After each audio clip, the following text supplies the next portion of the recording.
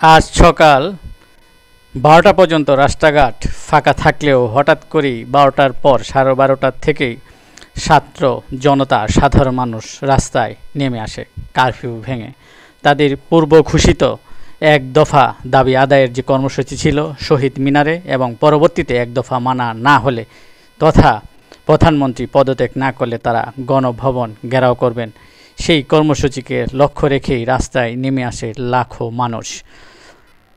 রাস্তায় টহলরত সেনাবাহিনী, BDR, police তারা তাদেরকে বাধা না দিয়ে শান্তিপূর্ণভাবে সমাবেশ করতে দেয় তথা তাদের লক্ষ্যে যেতে দেয়।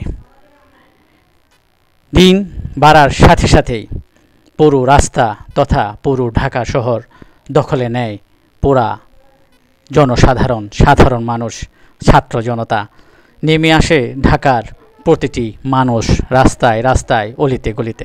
এদিকে খবর প্রকাশিত হতে থাকে যে প্রধানমন্ত্রী রাষ্ট্রপতির কাছে ক্ষমতা হস্তান্তর করে তিনি দেশ ত্যাগ করেছেন এবং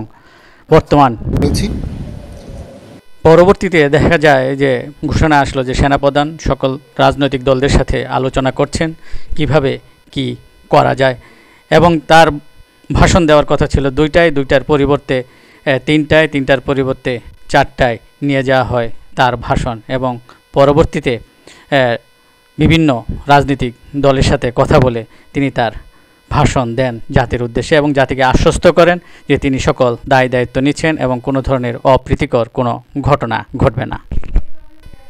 আমরা সেনাপ্রধানের বক্তব্য শুনব এখন। যে একটা ইন্টারিম গভর্নমেন্ট আমরা ফর্ম করব, চলবে।